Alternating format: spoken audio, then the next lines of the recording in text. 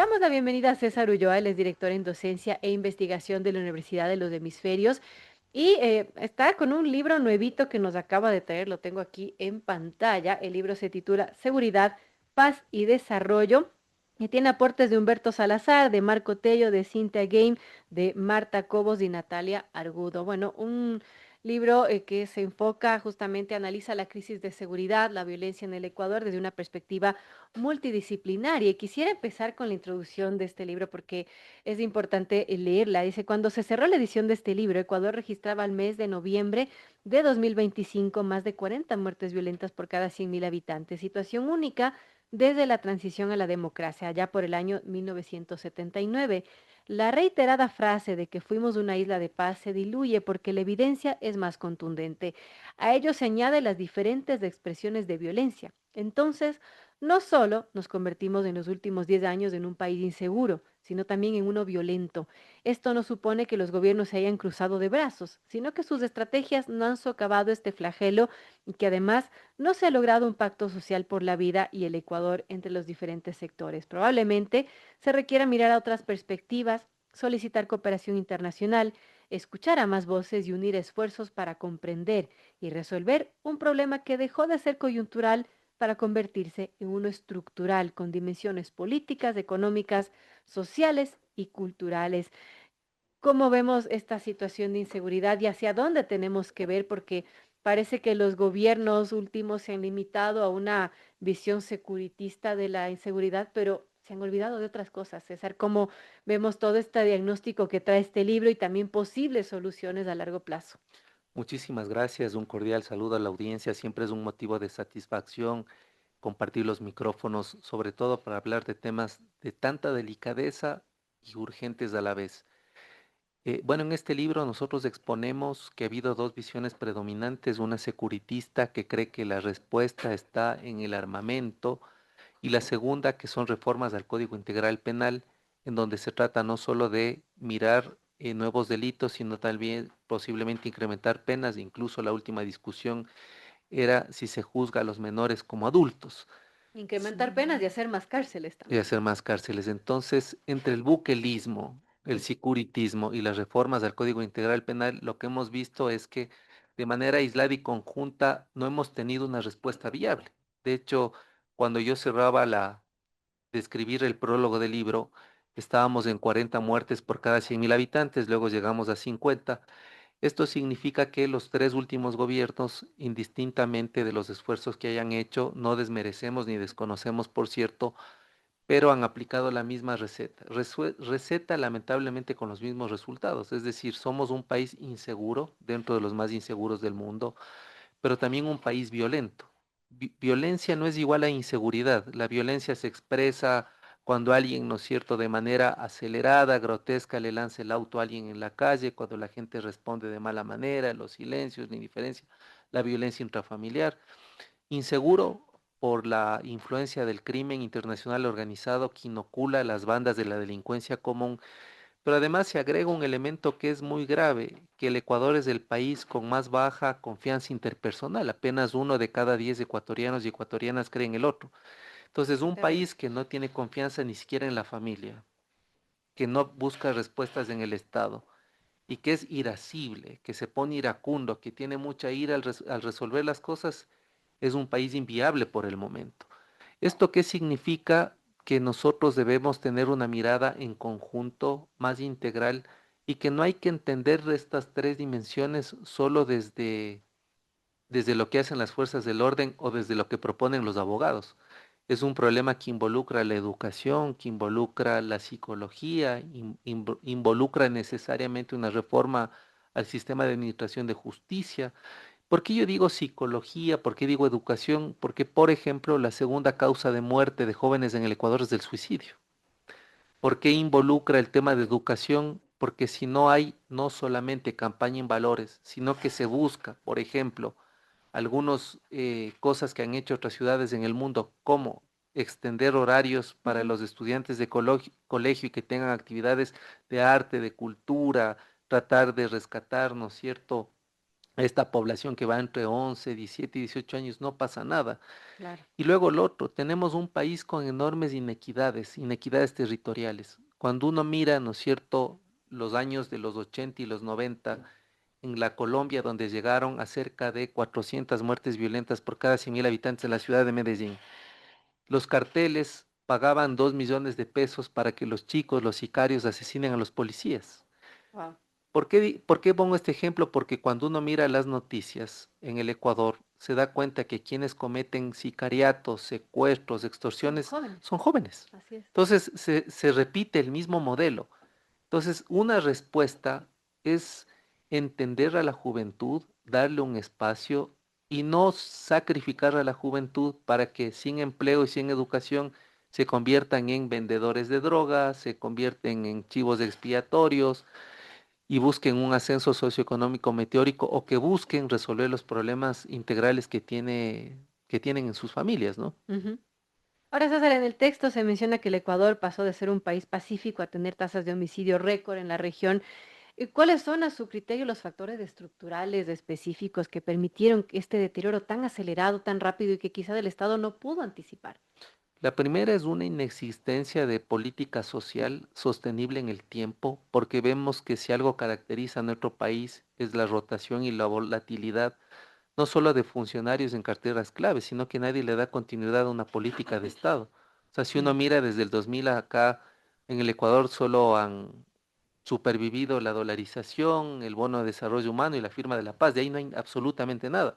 Ahora algo se trata de hacer con el tema de desnutrición crónica infantil. No hay un plan social. Claro. Segundo, hay una inequidad terrible entre lo rural y lo urbano. Tercero, hay una desconexión, yo diría, odiosa, molestosa entre lo que hacen los gobiernos autónomos descentralizados y el gobierno central. Y bueno, también muchos GATs están cooptados por el crimen organizado y Por eso hay que supuesto. decirlo y es gravísimo. No solo que están cooptados, sino que además el narco ha convertido al Ecuador en un estado mafioso. ¿Esto qué Así es. significa? Que tiene representación en funciones del Estado, en partidos políticos y que por lo tanto la toma de decisiones trascendentales gira a favor de favorecer, Ujú. ¿no es cierto?, a los capos de la mafia. Ahora que la prensa, ¿no es cierto?, ha tomado mucho interés en las muñecas de la mafia, Así es. en que juegan, ¿no es cierto?, partidos amistosos en la isla Mocolí entre los narcos y los residentes de la isla Mocolí, nos pone a pensar que probablemente esto que el Ecuador se convirtió en un estado mafioso era un secreto a voces. Es feo que se diga esto, pero es un secreto a voces, porque el lavado de dinero es una muestra clarísima, es decir, eh, si bien de forma modesta se establece que entre 4.000 y 5.000 millones de dólares al año se lava dinero, esto se refleja claramente, es decir, un país con escasas oportunidades laborales, con un salario básico que no satisface canasta. ¿De dónde sale tanta propiedad, tantos autos de alta gama, tantos lujos? Entonces, yo creo que hay algo que inmediatamente se debe procurar indistintamente de la representación ideológica o adscripción a un partido, es la sindéresis que debe tener gobiernos autónomos descentralizados, gobierno central, Ujú. juntas parroquiales, porque además no es igual la realidad en cuanto a tipo de delito lo que sucede en Guayas como lo que sucede en Loja o en Imbabura. Así es. Por lo tanto, no debe haber una estrategia nacional cuando hay fenómenos muy particulares. La segunda, tenemos que resolver la ausencia del Estado. Ya por décadas hablamos de fronteras vivas, pero resulta que en las fronteras, si uno mira el número de camas de hospitales por cada 100.000 habitantes, nos damos cuenta que la gente tiene que venirse a atender a Quito, a Guayaquil, a Cuenca, porque no hay atención médica. Y ahí entra el Robin Hood, que en algún caso es el capo de la droga, es el paramilitar o el exiliado de la guerrilla, a resolver lo que el Estado no puede. Y en tercer lugar, hay un tema que es importantísimo y es que nosotros creemos que este es un tema que a la fuerza lo vamos a ganar y no se gana a la fuerza las cosas. Hay ejemplos de lo que sucedió, por ejemplo, en Italia, donde hubo una profunda reforma al sistema de administración de justicia desde el papel de los fiscales, ¿no es cierto? Hay el ejemplo de Medellín, Ujú. con las alcaldías, sobre todo de Fajardo, y que convirtieron los santuarios de la droga en centros culturales como las comunas, ¿no es cierto? Claro. Hay ejemplos de algunos maravillosos en Brasil también, donde se ha tratado de restaurar la convivencia pacífica en las favelas. No es un tema fácil, por cierto, pero yo creo que es una visión que el país debe crear en cuanto a un acuerdo nacional. O sea, si no hay un acuerdo nacional, esto se desmorona, esto se va. Y no es un tema que toque a un segmento de la población, porque todos estamos expuestos a la delincuencia, absolutamente todos. Ahora, César, hablando bueno, el binomio seguridad y desarrollo, usted ha sostenido que la seguridad requiere un modelo de desarrollo sostenible y en el contexto actual, en este 2026, ¿qué políticas públicas económicas son urgentes a su criterio para evitar que justamente el crimen organizado siga siendo la principal fuente de empleo, por decirlo de alguna manera, y movilidad social para los jóvenes ecuatorianos, que ahora mismo, bueno, están en una situación compleja? Bueno, lo más importante ahorita es tener una radiografía sobre la juventud. ¿Y por qué digo la juventud? Porque la experiencia a nivel mundial nos establece que son los más expuestos en condiciones de pobreza y extrema pobreza a convertirse en los voluntarios y luego en el gran ejército que tienen los carteles. Entonces, a mí me llamaba la atención poderosamente el caso de Medellín, en donde el reclutamiento que se hacía Ujú. era desde niños de 10 años hasta 18, 19. Pero hay un dato que es escalofriante y que deberíamos ponerlo en radiografía, y es que la esperanza de vida de un niño que entra a un cártel en Colombia no era más allá de los 23 años. ¿Por qué razón? Les Porque al matan. momento de graduarse como los mejores sicarios ya tenían miedo los capos y les mandaban a asesinar. Wow.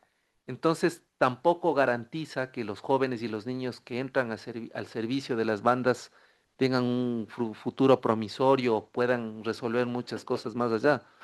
Lo otro que es indudable es que también debería haber un acuerdo, una homogeneidad en cuanto a las competencias que tienen los GATS, las fuerzas al orden de los GATS de la Policía Nacional y las Fuerzas Armadas. ¿Qué quiero decir? Policía Municipal hace una cosa, policía hace otra cosa, Fuerzas Armadas hace otra, el Ejecutivo decide algunos temas, y yo creo que esa falta de diálogo es muy complejo. Esto no quiere decir que desmerezcamos, sino al contrario, cada vez valoramos lo que hace la Policía Nacional, valoramos lo que hace las Fuerzas Armadas, pero yo creo que también hay que entender que nos enfrentamos a una estructura, primero que es más ágil, porque no, la mafia no tiene burocracia, si tiene que resolver, ese rato resuelve. La segunda, que la mafia ha penetrado el Estado, ha penetrado el mundo privado, ha penetrado incluso, yo diría, a las autoridades. Tercero, que la mafia controla incluso los centros de rehabilitación social, que no son de rehabilitación social, Ya no es un secreto eso. no es un secreto, y por lo tanto nosotros vemos que cada vez el Estado va perdiendo consistencia, contundencia en cuanto a resolver la problemática. Creo que también además nos hemos detenido de manera inoficiosa en discusiones intrascendentes en la Asamblea Nacional, y cada vez se replica este escenario circense en esta Asamblea como las Así anteriores, es. y creo que esto se agrava más este año por una razón. A nadie le interesa resolver mucho esto porque estamos en un año electoral, es decir, donde ya cada quien se dice que se reelige, se busquen candidatos y lo estructural se queda por fuera. Creo que estos temas requieren una mesa multidisciplinaria, una mesa de expertos, una mesa de una serie de actores, porque además, si bien la responsabilidad recae en el Estado, con esta frase que es tradicional de Weber, que el monopolio de la fuerza tiene, ¿no es cierto?, quien controla las fuerzas de seguridad, pero es un tema que debe convocar a mucho más. Es decir, yo creo que el gobierno, que es el responsable de administrar los recursos, debería tener como esa visión, esa inteligencia de convocar sociedad civil, empresas, universidades, porque no es un problema que solo se resuelve con una cabeza, o con dos, o con tres. Y lo otro que también hemos observado es que si bien se anuncia con bombos y platillos, como hicieron en Colombia cuando se ponía una cifra por la captura de un capo, acá también hemos capturado a Fito, 20 al otro, cabecillas en total. pero eso no ha debilitado las bandas. Así es. Entonces la pregunta es, ¿qué se saca cortando la cabeza de la serpiente si probablemente la cola crece? Entonces lo que nos damos cuenta es que hay formas que no se ha explorado de cómo debilitar las bandas y el crimen internacional Ujú. organizado, porque el hecho de capturar a quien, entre comillas, administra los recursos tampoco quiere decir que las bandas se desmoronen. Al contrario, lo que se provoca en el mundo es que cuando cae una cabeza, todos disputan la cabeza. Y esa disputa de la cabeza hace que, como en el caso de Manta, como en el caso de la zona 8, entremos a unos niveles exacerbados de violencia, donde una bala, por lo general, les llega a un inocente. Este es un diálogo de un tema muy profundo a propósito del libro que ha coordinado César Ulloa, director de Docencia e Investigación de la Universidad de los Hemisferios, Seguridad, Paz y Desarrollo. Gracias a los comentarios que están en vivo, nuestros amigos oyentes. No quería dejar de saludar a Sandra Butler y también a Sigue Stardust. Sandra nos dice, bueno, es decir, no hay una solución real. Bueno, ojalá la hubiera. Ya César nos está dando las pautas de las cosas que se podrían hacer. César, muchas gracias por acompañarnos.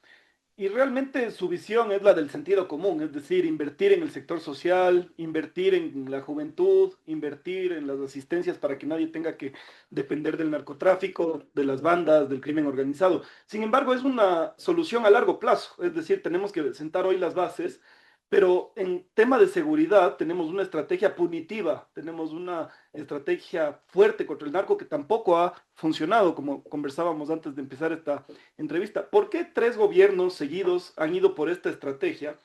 Y ante una ciudadanía que exige respuestas rápidas, de inmediato, ¿cómo podemos equilibrar, reconciliar esa inmediatez con estas soluciones de largo plazo como toda la asistencia social e inversión en este ámbito? Bueno, ¿por qué los tres gobiernos han seguido el mismo libreto? Porque inevitablemente responden a una serie de aliados que de manera internacional creen que el ataque al problema es este. Y eso se explica, ¿no es cierto?, en una serie de declaraciones, de acuerdos, etcétera, etcétera, que este gobierno ha continuado, que los comenzó a la anterior, y habría que decirlo de esa manera. Luego, lo segundo que me parece importante es que ninguno de los tres gobiernos ha tomado el toro por los cuernos. Y por cierto, no es una frase que quiera afectar a ningún animalista, porque luego uno dice cualquier cosa y salen con un Funado. montón de vainas. ¿Por qué digo esto? Porque yo creo que uno de los elementos centrales que impide una lucha adecuada es que nadie depura el sistema de administración de justicia, por ejemplo. No hay una evaluación de jueces, ahora mismo están en el peor imaginario de la sociedad quien preside la judicatura, el presidente que renunció de la Corte Nacional de Justicia. Entonces, cuando están agotadas las instituciones por descrédito, porque las autoridades no cumplen esa reserva ética y moral que necesita la sociedad, cuando hay una alianza entre ciertos operadores de justicia y los carteles, quiere decir que la gente en el tiempo y de manera también bastante contundente va a tomar la justicia por sus propias manos. Cuando no hay justicia formal, la gente toma la justicia por sus propias Así manos es. y nacen los grupos paramilitares, nacen las rondas campesinas y luego incluso el sector privado en otros países toma la guardianía desde su propuesta y deja de entenderse con el Estado. Entonces, creo que ningún gobierno se ha atrevido a esto y más bien lo que han hecho los tres es buscar alianzas con el Consejo de Participación Ciudadana para nombrar funcionarios, cooptar la justicia sobre la base de tener un manto de impunidad y esto es gravísimo. Lo segundo es que tampoco ha habido una política que reactive temas de juventud, de juventudes, desde la educación, desde la cultura, y yo extraño profundamente que no haya secretarios al frente de estas carteras del Estado que puedan al unísono darnos una propuesta. Claro. Es decir, hay una serie de experiencias que nosotros hemos visto, solo por poner un ejemplo, en el gobierno de Antioquia, en los municipios de Medellín, en lo que hizo el mismo Antanas Mocus en Bogotá. Estamos a la vuelta de la esquina, pero fíjense en que no aprendemos nada. Es decir, ¿cuál es el desfogue de la juventud en cuanto al tiempo libre que tiene? Una juventud que tiene demasiado tiempo libre es peligrosa. La juventud tiene que Por estar supuesto. ocupada por la adrenalina, por los cambios hormonales, por los deseos. Entonces, si tenemos un segmento de la juventud sin hacer nada, sin estudiar, sin posibilidades de trabajo, estamos fracasando. Así es. ¿Dónde está la reactivación de los espacios públicos, los espacios artísticos, la seguridad? Entonces tenemos una juventud que quiere irse del país, que está atemorizada por salir a una fiesta, y lo otro que tampoco sabe cómo ganarse la vida. ¿Por qué digo esto? Con datos concretos. Cerca de 200.000 bachilleres al año se queda por fuera de acceso a las universidades. 7 de cada 10 desempleados solo en la ciudad de Quito. De ese 7 de cada 10, 50% son mujeres. Entonces es un país inviable. Y luego lo tercero que me parece clave es, ¿por qué no se sientan los alcaldes y el presidente? Por Dios. Entonces es un tema complejo. Entonces resulta que el uno le debe plata, el otro le responde, el otro le quita la competencia, luego le devuelve. Y creemos que la inseguridad se resuelve con la diplomacia del micrófono. Imposible. Con Twitter peor todavía, con TikTok ni se nos ocurra. Entonces yo creo que viene el problema institucional. Y el cuarto, que me parece muy importante, es que tampoco se han tomado medidas en cosas concretas. Lavado de activos, testaferrismo y todo lo que tiene que ver es la ruta de la economía criminal. ¿Por qué el Ecuador es un país que pese a todas las desgracias se sostiene y que económicamente no hace la de submarino hundirse y tratar de luego volver a reflotar? Porque hay muchas implicaciones. Entonces yo creo que el problema de la inseguridad también se responde en una frase. El Ecuador es un país del rabo de paja. ¿Y quién tiene el rabo de paja? Están escondidos ahora. Entonces es un problema complejo que yo creo que requiere muchas cabezas, requiere mucha conversación, requiere que mucha gente converse del tema y que dejemos de tener temor, sino más bien de proponer. Creo que el diagnóstico está claro, pero indudablemente creo que hay que mirar una visión más integral, más integradora y que sea un tema de conversación diario. O sea, no podemos Claro. nosotros normalizar lo que sucede en el país y al otro día hablar como que si fuese una anécdota, porque con esto cierro la pregunta. Por lo menos a uno o dos miembros de nuestras familias han sido víctimas de la delincuencia. O sea, hemos llegado así, como en un momento en la migración, por lo menos alguien de nuestra familia era migrante, ahora en cambio hablamos de la delincuencia.